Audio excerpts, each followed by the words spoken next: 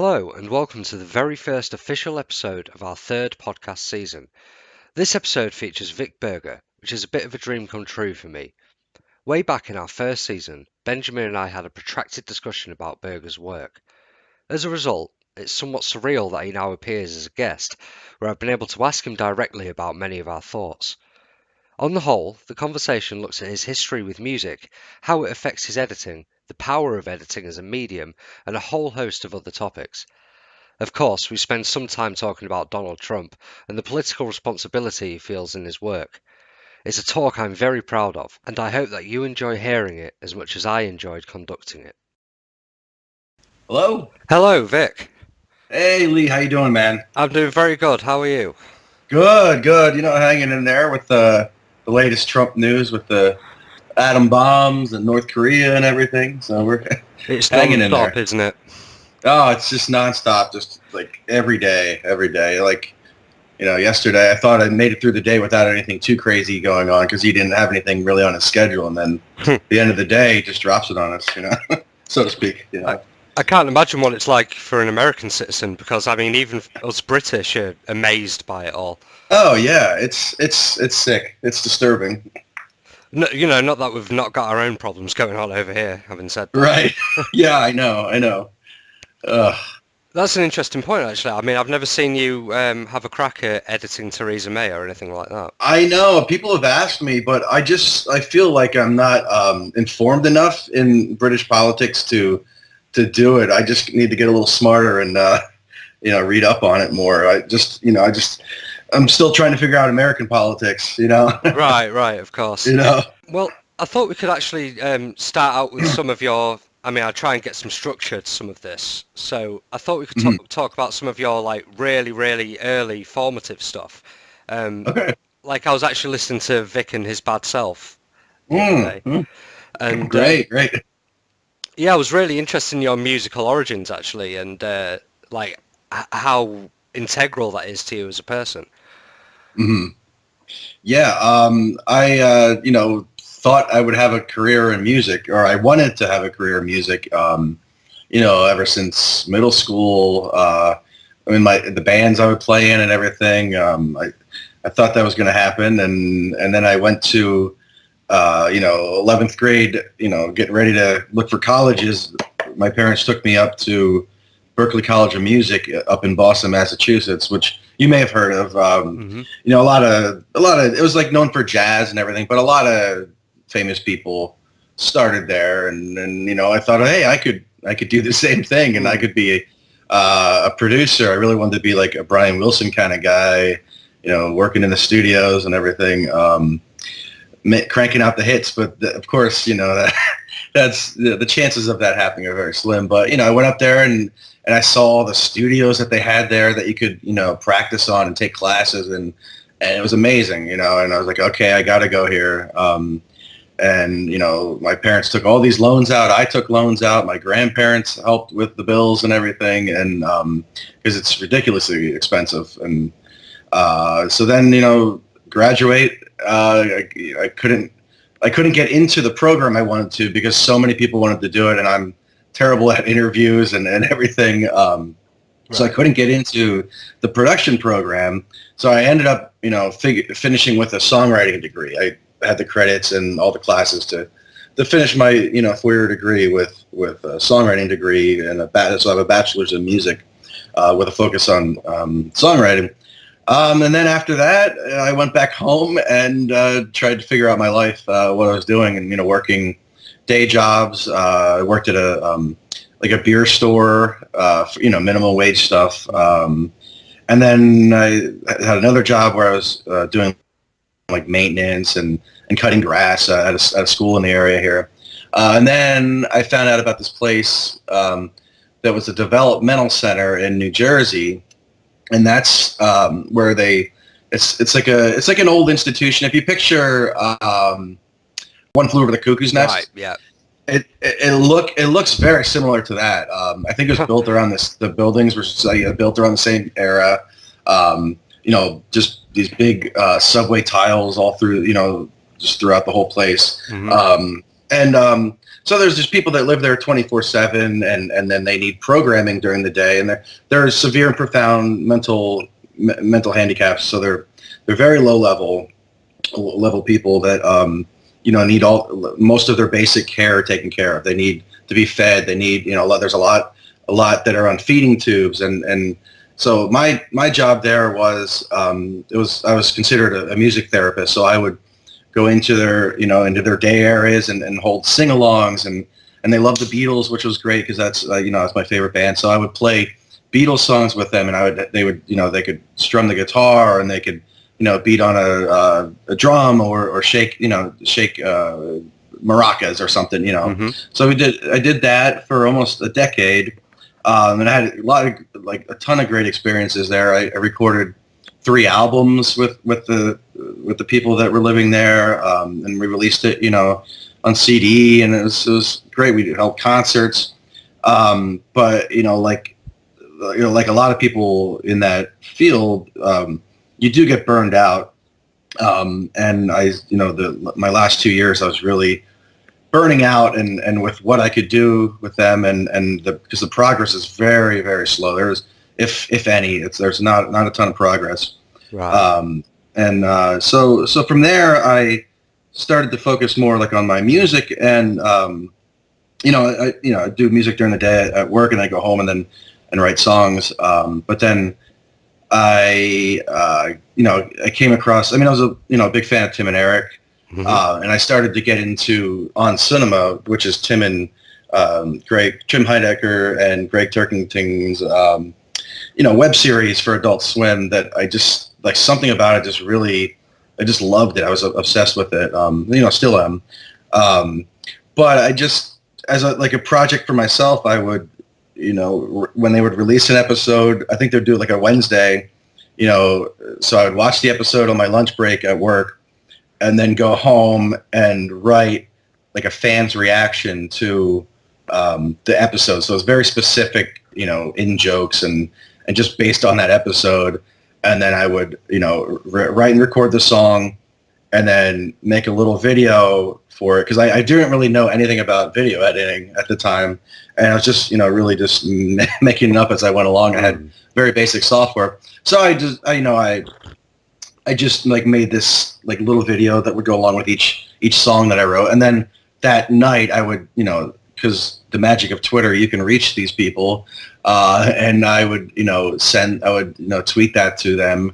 And, Tim really took a liking to him, which is pretty cool. He's actually from my hometown, from the town next to where I live. Mm. So yeah, from there, he would retweet me, and I guess I was on his radar. And then after like 8 or 9 songs, he asked me to edit something for their On Cinema special that was coming up, their Oscar special.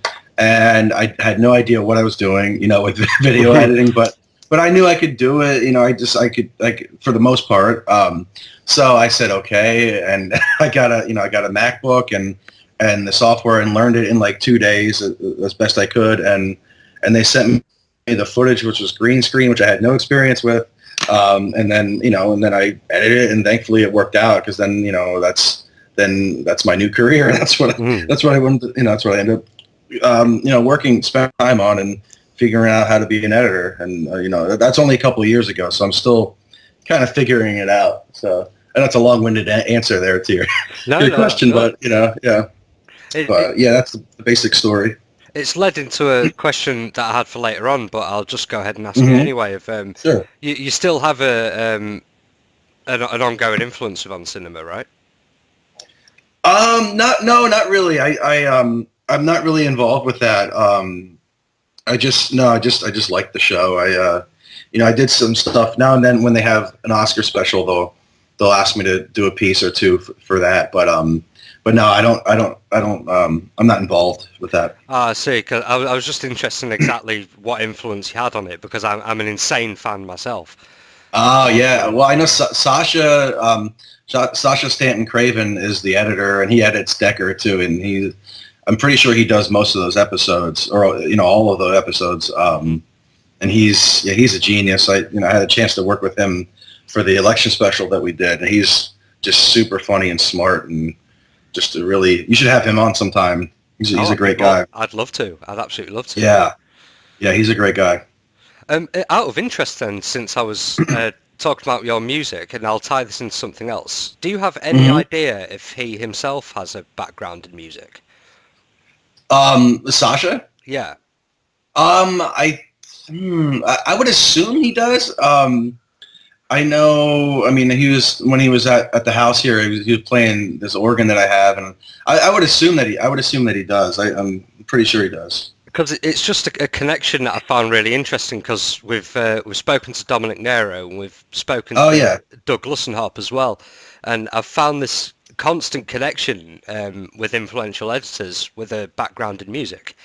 Right. It's there with you too, and I've become really interested in how the two kind of things intersect. Like that. Yeah, I mean, that makes sense. There's like a rhythm to it, and like I've noticed that like the music helped me with like building up, momentum, and certain videos I try to get to a peak, and then I just think it's just something in the DNA of the person, I guess, that just just in there that even if you're not, you're subconsciously being affected by your background. I would assume that plays into it with most of these people, in this world. I'm just noticing all these commonalities between the two things. Like, for example, let's say one of your shorter vines, just a few seconds of Jim Baker or something. You're right. To me, that's almost like a riff, and then say one of your longer, like a repeating riff, but a longer edit. It can be quite musical, It's got these repetitive elements and. Right, it's kind of like a chorus or like even just a refrain. Like the one edit I did, where what do they call it? Trump has no chill at the debate. I would bring back, Ted Cruz bumping into the microphone, and that was kind of like a refrain to I don't know exactly what, but it does just repeating certain things, and that's and also like I picked up a lot of that from my watching Tim and Eric's stuff where they repeat certain things or just come back to things that you wouldn't expect that makes it what it is. Yeah, of course. But at the same time, I know that you have a huge influence from British comedy as well. Yes. It's that seeking out of the awkwardness I've heard you talk about before. Yeah, totally. Before I got into Tim and Eric, because I think the first thing with Tim and Eric for me was a vodka movie, like those three Absolute vodka ads that they did, and I just that just totally changed everything. But before that, I was like hugely, I was like obsessed with The Office, with Ricky Gervais and Stephen Merchant's Office. And then from there, I explored, Look Around You, Peter Serafinowicz's and Robert Popper's work, and I imported all these DVDs, and I bought like a region-free DVD player so I could watch these things. Like, I remember like ordering the DVDs, and they came, and I'm like, why don't they play in my player? And then I had to find out about the region stuff, which I still don't really understand why they do that. No, it is irritating because I have it too with American DVDs. Oh my god, yeah. So do you have to get like a certain player for yours then too, or how do you do that? Well, I did like 10 years ago or so, but now you can be a bit sneaky and download programs on your laptop and stuff. Right. Yeah, that works. And I really like I don't know much about him, but Peter Kay. I really liked Phoenix Nights. Do you know that show at all? Yeah, dude. Yeah. That feels like a Tim and Eric kind of thing. I can see that now you mention it. Like it's almost hyper real. Yeah, definitely. And the characters that are in it are all people that you wouldn't really expect to see on TV. I just really connected with that show, and I mean Spaced, and I like Black Books. What else is there? And Garth Marenghi I really liked. Oh, that is excellent. That, in my opinion, that's one of the biggest unsung British comedies Oh, ever. it's so good. It's so good.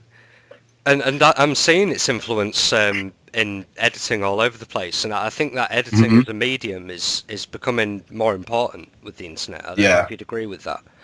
Yeah, I would say so. I mean, I see a lot of it. Well, like stuff. Just my experience with some stuff that we've been working on. It does become almost a form of writing. You know, you have all this footage, and then you can change a storyline or make stuff up as you go just through the editing. Hmm. Because we just shot a thing kind of based on like what we did for the election special, but it was that's like it's still, and we're still working on it now, but throughout the filming, like the whole storyline was one thing, and then when we ended up editing it, we cut out a bunch of stuff, and it's a totally different feel than when we imagined kind of going in. So you can really change like what you're doing now with the editing. Yeah, I think it's actually a really powerful medium. Like we've been writing about it a lot on Secret Cave about how editing once in British comedy was like this big constraint. That it was actually cutting Mhm. out a lot of jokes and creative expression and stuff. But Right. it seems to have evolved now into like one of the most liberating mediums possible. In that you're able to you know, you're making such fantastic points with what is essentially reconstituted material, and I'm finding this kind of stuff is far more compelling to me than more traditional forms like television. And I think like social media and places like Twitter become a much more digestible platform for things, Yeah. Yeah. Definitely. and people like you are using it to its greatest power, and that kind of leads me in to wanting to ask about things like Vic's face holes. Right. Right. Yes. Because that seems to actually be this really powerful thing that like people all over the world are engaging with and having Hmm. fun with and getting something out of it. But it's just this fun idea that completely couldn't be expressed on television or in a book or something. It has to be on Right. Twitter. Right. Yeah. I mean, it's just something that like I did not thinking of anything, just like some stupid joke where I think we're on vacation in Maine or something, and I saw these cutouts, and just had my wife take a picture of me, like as if I didn't know what I was doing with these like that. I didn't know I was supposed to put my face in the hole. It's just very dumb joke. And then I just put it on Twitter, and then people started sending them, and I started retweeting them, and now I get, you know, like hundreds a month. There's so many, and sometimes I miss them all. Miss a number of them, and people are like, "Why didn't you retweet that one?" So, Oh, I can so imagine, yeah. yeah, yeah. I mean, But it's something anybody can do, and it's harmless. And it's lighthearted, I guess, in a way, and it doesn't have any political leanings or anything. It's just something anybody can do, and it's just goofy. yeah. But I mean, it really is kind of something I can't put my finger on. That there is Yeah. something really compelling about it, and it is that I Hmm. don't really look forward to any television shows anymore. I'm not anticipating any Yeah. films, but I do find myself when I'm scrolling through Twitter in the morning, looking forward to seeing the next face hole. Yeah, yeah, totally, and it's cool that like people from all over the world are sending it in. I get some celebs sending some in. I had like one from like Bob Odenkirk. Actually, he sent in two. Edgar Wright sent one in last week. It's Yeah, I saw that one. pretty crazy. Yeah, it's pretty cool.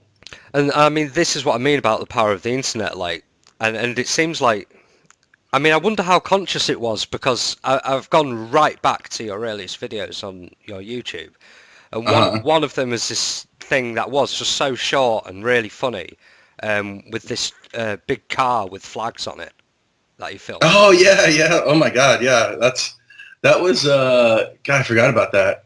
That was I would see him like along like because that was from my drive home from when I was working at the developmental center. So I had like a 45-minute drive or so or longer if there was traffic. And yeah, I would see that guy all the time, like just these massive flags all over the place. And yeah, there's a whole world out there on the road that that Yeah. is just it's just very very bizarre stuff out there. But there's something as well in the music that you choose, because it's not just Oh yeah, as simple as just chucking up a video. I mean, you always like right, enhance it somehow. And right. Yeah, that's something like I just feel like I have to add a little bit more, take a little extra time, and then it kind of stands out. I think if you just give it a little more thought, if you just add one more level, well, that's to it. it changes it. On that one particular video, it was Tub Thumping by Chumbawamba, which in a real Oh yes, in a that's real right. strange way, it Yeah. completely summed up what he was trying to say Right. in a little point. But Yes. that leads me into something that I've really been burning to ask you this. Is about Mhm. the use of some of your music in some of the Oh, music you've used in Jim Baker videos. How are you coming across this stuff? Some of it's by Paul Cass. yeah. That was trying to think. Like some of the first Jim Baker stuff was from. I had this I have all this collection of music of old stock music that a friend gave me that ripped from vinyl. So it's all this stuff that you can't get anywhere else. And I just really, I don't know, years ago I was really into all these old compilations of German stock music Hmm. and I think they're called Get Easy compilations, if you've heard of those. And there's a French version, and there's all this really cool like stock music that it just I don't know, just really interested in it, and thinking about where they would use it, and just how they would use it, and the bands that were there, just they didn't know if songs would ever make it into anything, but they're recording it. Just interesting stuff. So I had all this collection of music, and I just used it. I just came across all this this late 70s, early 80s kind of droning music, and I don't have the rights to it or anything, but I use it in these videos, and it gets picked up by YouTube, and they put an ad on it, and then then they'll get the money for it. If there's ads on it, because like I said, I don't have the rights to those. But some of them, but since I started working for Super Deluxe, I do have access to Turner's library Right. that has a ton of vintage stock, and that's kind of where I am now, because I have to use stuff that's legal that's Turner's okay with. But I've often found that your use of music is actually a really integral part of it, in Yeah, getting the yeah, tone across. Um, yeah, definitely. I do a lot of I don't just plop a track in and then there it is. I will mess with it and make it fit to the storyline, and to the mood, and a lot of times I'll detune things. I'll bring the pitch down, or slow it up, or speed it up, and I always add a ton of reverb to right. things, and I think it just gives it that mood. But yeah, it's a huge part, and that's like audio editing is my main, is what I did for many years. So that's I do I pay more attention to that when I'm doing the video stuff, when I'm editing video. So that's a big part of it. And yeah, I mean, it's really stuck out to me as well, because I studied music production myself. Oh, okay, I mean, cool. the stories are quite similar in that I went off and it's pretty much a songwriting degree I got, and then discovered it Uh, was almost impossible to survive songwriting. right. I Um, know, I know. I always was hoping there was going to be a rebirth of the Brill Building, where mm, you get paid to sit in a room and write, bang out songs every day. That would be my dream if yeah. that ever happened, but not going to happen. Well, you recently did release a kind of satirical song there, didn't you? Just you playing the piano and singing. Oh yeah, I did. That was just something I was messing with for Super Lux was doing a live stream, and I I did that real quick. I am gonna have an album coming out actually on Flannel Graph Records. Right. Yeah, so that's pretty. We just talked like just broke the news last week. They Jared Cheek from Flannel Graph was a fan of my videos, and he found out I had music that I've never released anything. I mean, I just for years I just would record these things, maybe play it to one or two people, and then it would just go on the shelf and you never hear it. So he's going to release he's going to press vinyl of 12 of my songs from the past 15 years or so, and that's going to come out around Christmas time. Oh, that's really, really cool. I'll definitely have to get on with Yeah, that myself. yeah, I'll get you a copy for sure. Oh, awesome. I'll definitely be writing about that. Nice. But to come back quickly to the stuff you said about stock music, like, I mean, Mhm. I did just want to talk about that quick because you sent me off on that rabbit hole yourself by coming across that music Mhm. in Jim Baker. I just had to find out what it was. And I Nice. jumped into it and found out it was this album called Tomorrow's Achievements, and then found out all about all this stock music and stuff. And I know exactly what you're saying with that. Yes, that compilation is great. There's like that. Yeah, a lot of the songs come from that, or that are on that. There's some great stuff on there.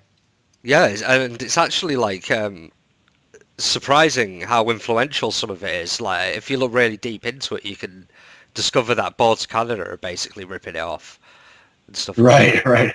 Right. So I don't know. I've always found this real strong tie to music with your stuff, and I'm sorry to keep going back to it. It's just, No, that's okay. but so you don't look back on things like Vic and his bad self, and you're like still glad they're there, kind of thing. Yeah. That's a huge part of my my youth and my up until a couple years ago. I honestly I miss the music. I do get editing these videos. I work with a lot of things that just how the path I've chosen. I'm working with footage that I don't love. I work with like Jimmy Fallon footage or Right. things that like piss me off, and so I'm trying to make something funny from things that I don't like. Which is kind of a weird thing to do, but that's the path I've chosen.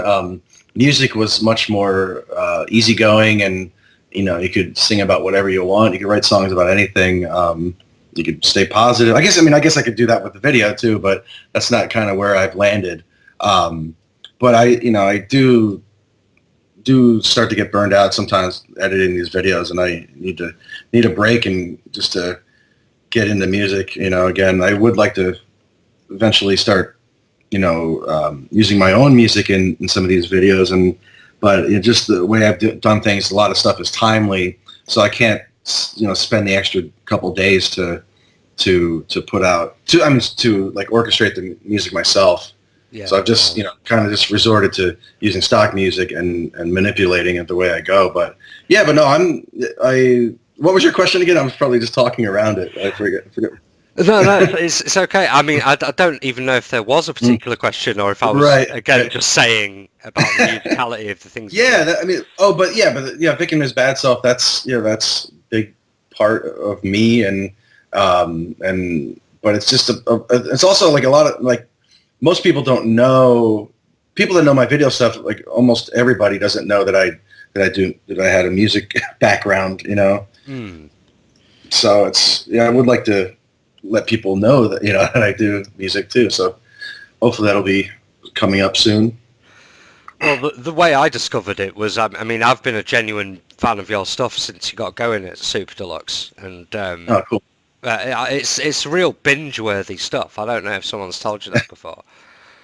Well, I've had people say that they can't watch longer than like 10, 15 minutes because it drives their anxiety. That's interesting. That's interesting. Yeah. Because I said it to Dominic Nero as well, that I find myself that once I get going with these kind of things, I can't stop, and I'm on it for a good few hours. And I was gonna say it didn't take long for me to click, list from oldest videos in your Right.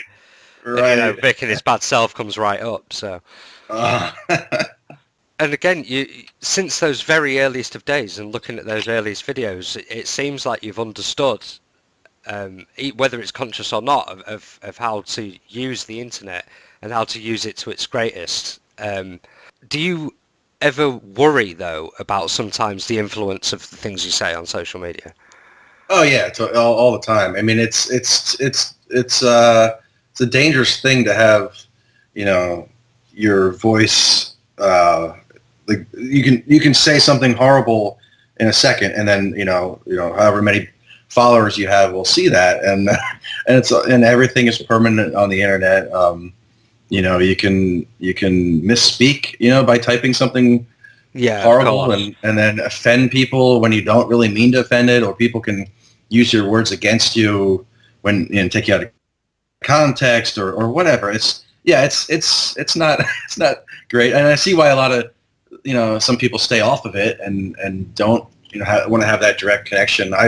I've just I mean, for a number of years on Twitter, I just had 50 followers, and I would just tweet songs I liked or whatever, just like things like that, Yeah. and you don't think really anybody's watching, but people are, and over time you just gotta be careful. So I try to be careful, and I try to be honest too. Like if things that I don't like, I'll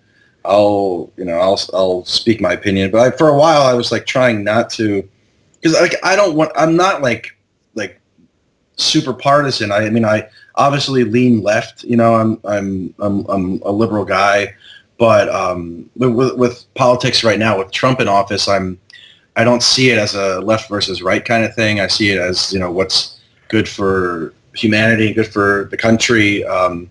It's like Trump shouldn't be there because he's not like a Republican for real. So I try to keep it in that tone where I'm not like hyper partisan, like a Michael Moore kind of guy or anything. I try to have my opinions, and for the if somebody's if one of Trump's policies is to hurt that hurts poor people or whatever, that just is something that should be somebody on both sides should agree with. Like you shouldn't be hurting people with taking away their health care or anything like that. It just seems like it should be something that everybody would stand behind. So I don't mind speaking my mind on issues like that. I try not to be super partisan. If that makes sense. This is actually a really interesting pair because, about a year ago when we was doing our very first season of podcasts, when we were really nothing and we were getting like 20 views of our friends, we actually got into a bit of a heated argument, me and one of the others, about how politicized your work is. And he was convinced that politics is the only thrust behind what you do. And it's fascinating to have you here now, having had that argument. Right. To ask, I believe that politics was just a part of it, or yeah, you're right. It was first. Well, first of all, it was the footage is available. I need footage that's out there, that I can manipulate and work with. So when the Republicans were doing 15 debates with 20 candidates on stage or whatever, that's the perfect material for me. So that's that's where I started to pick up some steam, with videos taking off through the Republican debates, and I was just highlighting what was going on and putting it together in a comical way. I mean, Trump, I try not to take things too far out of context or to change their words. I mean, but almost everything that was said in those videos were said by these people, and were only just slightly just highlighted, amped up a little bit to just for comic purposes. But I wasn't trying to convince people that I'm not trying to convert people that are supporting these candidates that they shouldn't be they shouldn't be supporting them. It's just something that I was working with, and obviously I believe that Trump shouldn't be president, but I wasn't trying to take him down, so to speak. I wasn't doing like hit pieces. I was just kind of highlighting the madness of it all. I think you feel a responsibility, because I've heard you talk about how you feel like you have a good eye for noticing these certain moments that could show a window into someone. It's Yeah. it's like you have a responsibility to show those moments, and obviously while you do have a left-leaning slant, it's not politicized. It's Right. Yeah. I mean, yeah. I think I'm because of my anxiety that I have, and like some social anxiety. Um, I think I pick up on these expressions and these facial tics, and you can read into these things a little too far, maybe. But it's fun to experiment with those tics and highlight them um, and see maybe what they're thinking, and are they lying? You know what I mean? Is when Donald Trump says something and his face is in a certain, he can distorts it into a certain way with his eyes looking a certain way, and he's whatever, where it looks like he's lying to me, and usually he is, because that's what he does. But so there is some base, in reality there. But I like to, like, if he says something and then makes that facial expression, I'll slow that expression down a little bit so everyone picks up on it, and I just will zoom in on it to say, this, look at this, he's lying, like that kind of thing. So yeah, but yeah, I would do the same thing with the left. If the material was that insane, I would gladly do it. And I've done a number of things. I did a number of debates with Bernie and Hillary, but it's just not the same as these crazy people. I mean, like, Donald Trump talked about his penis at the debate. Like, what can compare, or what's more insane and better for comedy than something like that? Or where two intelligent people like Bernie and Hillary are having a conversation about what's better, the good of the nation, or this madness in the this reality game show host, and Ted Cruz and all these other people that are just out there, these characters. Like for what I do, I want it to be the comedy more than the politics. So I always try to be aware of that I'm I should be funny first rather than having the politics. You know what I mean? Yeah. But then, how important to you is getting across a feel of unsettlement or even fear? Because it is something that comes across a lot of your work. Mm-hmm. It's this real unsettling undertone. Yeah, that's that. I mean, that came into place with Trump getting closer to the presidency and actually winning it. That's that sense of dread that I think most reasonable people felt or should have felt. I think I think that's where that came in, where I just wanted to kind of put that in there musically and with the tone, setting the tone, and I think that is important with Trump to not be so playful with him, because he's always been a joke. He's always for the past 35 years he's been a punchline, and I felt like we shouldn't just let this guy who has billions of dollars, who's had everything handed to him his whole life and is just a horrible self-obsessed person. We shouldn't like just have amnesia about the past 30 years of him being famous, and being out there, and with his the what he's been known for. That all comes together, when he's getting closer and closer to winning the presidency. And I just think that that's when the dread started coming in. Like one of the earliest ones where I would use, the droning was Jimmy Fallon, where he pets his head, where he pets Trump's head. And I think that is when it like really hit home. I'm like, Jesus, man, we're we're in a dark place right now. And I think that's kind of where it all started. And I, around that time when I had the switch of like thinking that, that we shouldn't take him for granted. We should not, make him out to be this. We can have, like, in my editing, you can have him do goofy things, but just remember that there is a reality, and his, he could be president, and now he is president, and it's gonna Yeah. yeah. Because, horror films have never really done anything for me, but I think I will Mhm. always remember the feeling I got watching your Trump inauguration video a couple of Oh days yeah, afterwards. I mean, that is a terrifying video.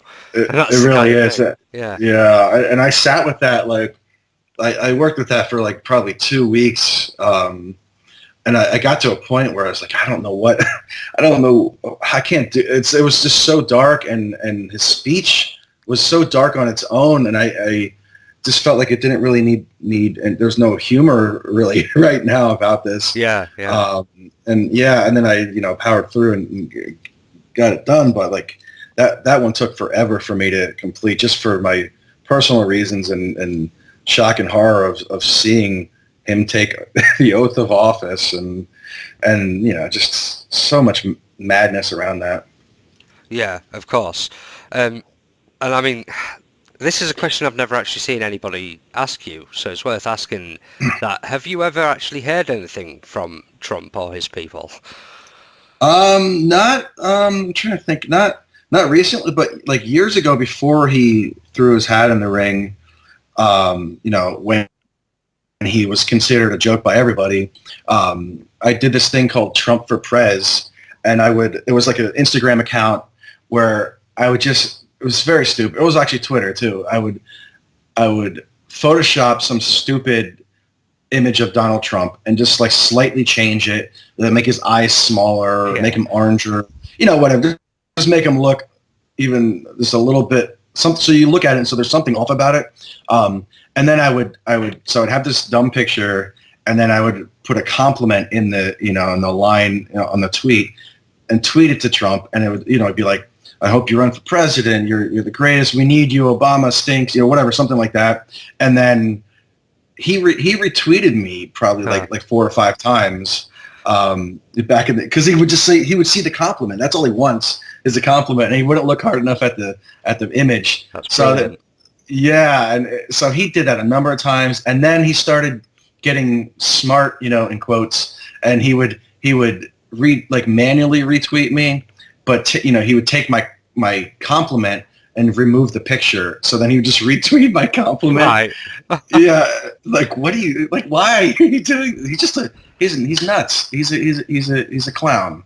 So then eventually he got my Trump for Prez account shut down, for bullying. That's what they said. I was bullying him. Okay. Bullying the bully. Okay.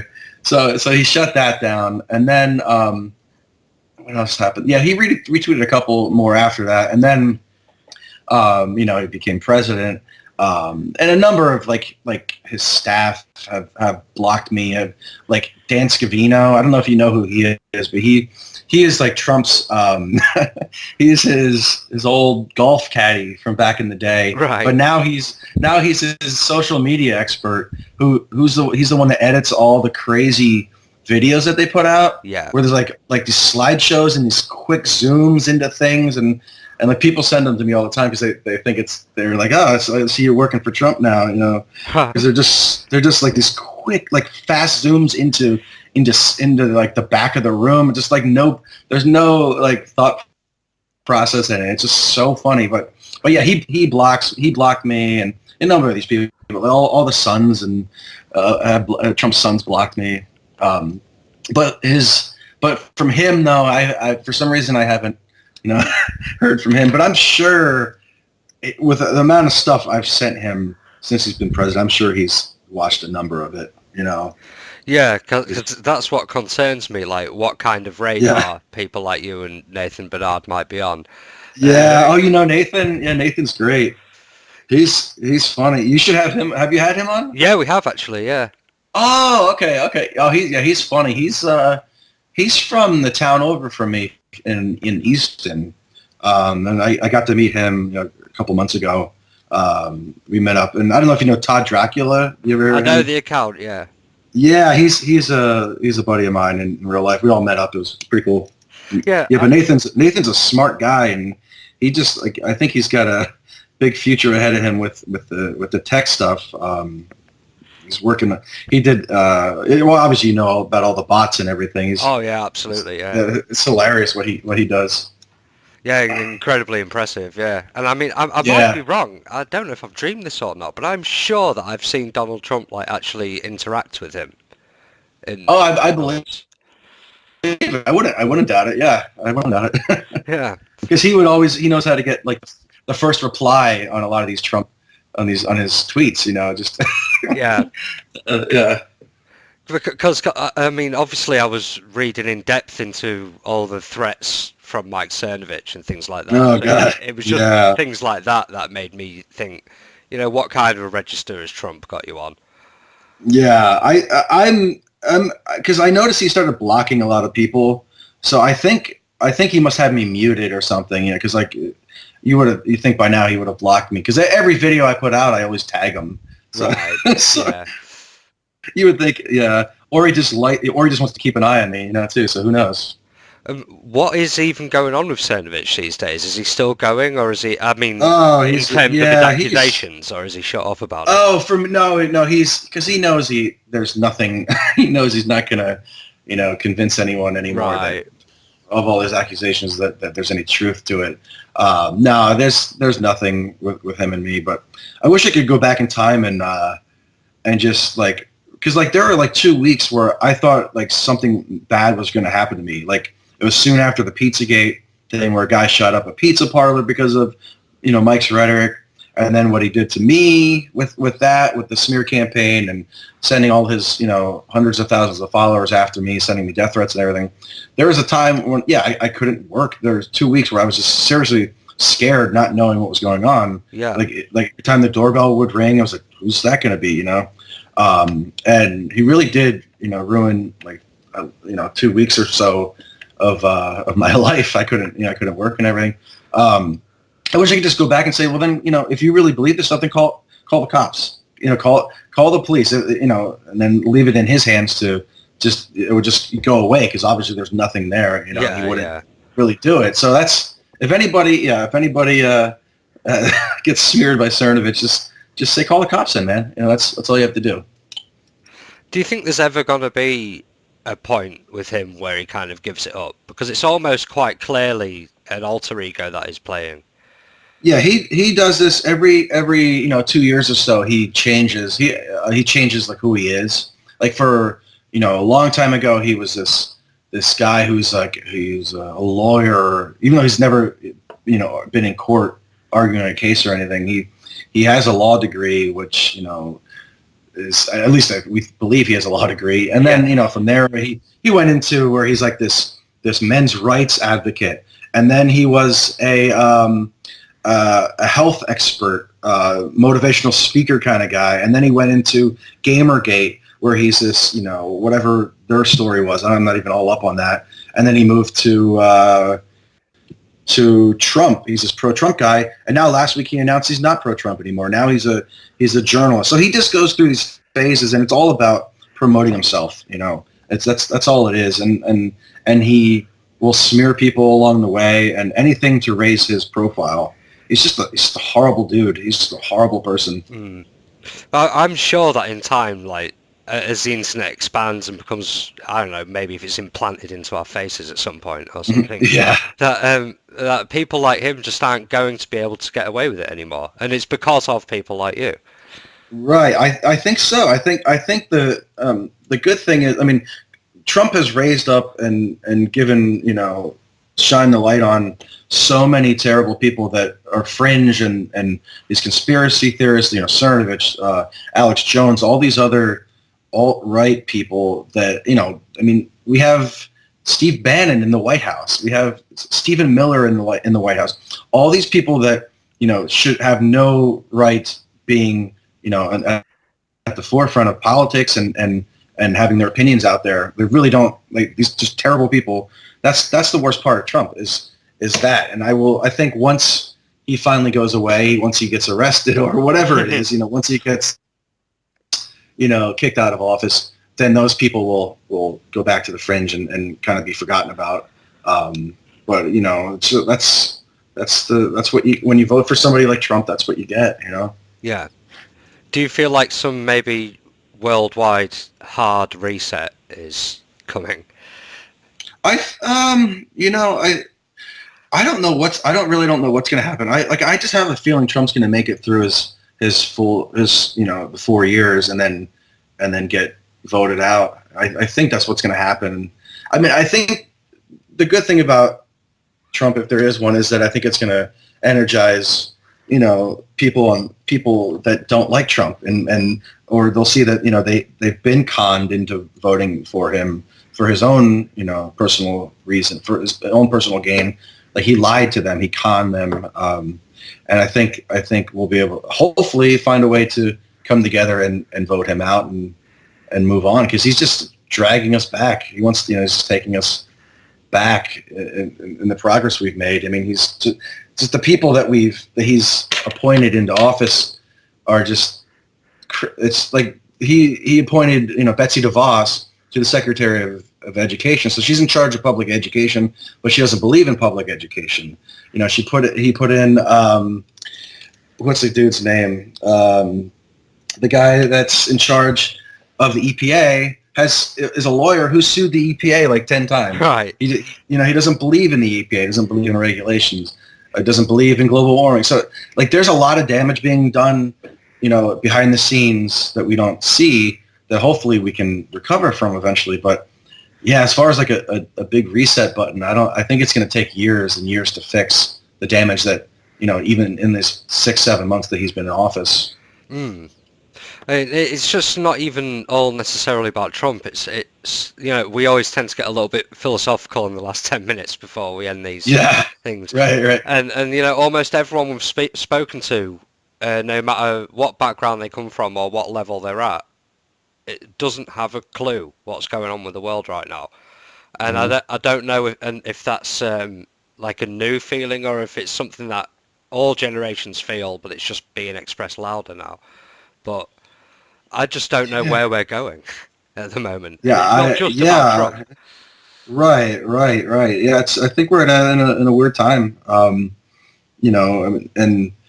the populist movement. I just think people, because I know it's been popping up. These Trump kind of characters have been popping up throughout the world that are running for office. I think the people are thankfully seeing that the damage Trump's doing, or that he's done, nothing that he's promised is really being done. So I think that will hopefully squash some of that, quash some of those issues, those candidates. But like, I don't know. I don't know exactly where we're going, in the world. But I also mean in like outside of politics, like say the face of creativity as well, is like what I've been saying about your editing work, is that something like that just wouldn't have been able to get the kind of audience it has without the internet.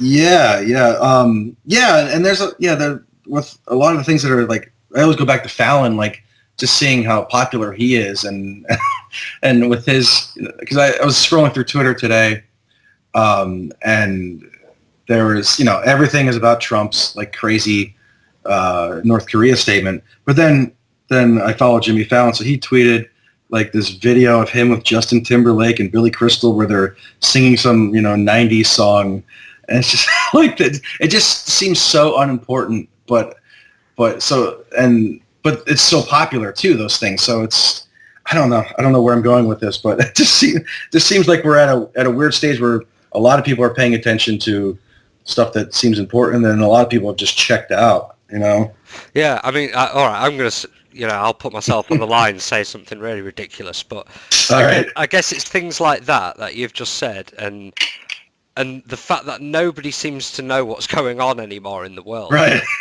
is I can't help but feel like we're in an alternate reality. No, not an alternate reality, a VR, a false reality. Right. And there's some kind of like guy behind it all who's just having a laugh at the moment, flipping. Right. Right. Yeah. And I think I do think a lot of it, at least in my world, like I do think that Trump has a big part of it, or he is like also the culmination of what we've gone through in the past 20 years or so. We've gotten to this point where I think a big part of his win was in reaction to having a black president for 8 years, Right. and also the dumbing down of people playing to the lowest common denominator. I mean, Trump was a reality game show host where he pretends to be this powerful businessman who fires people and everything.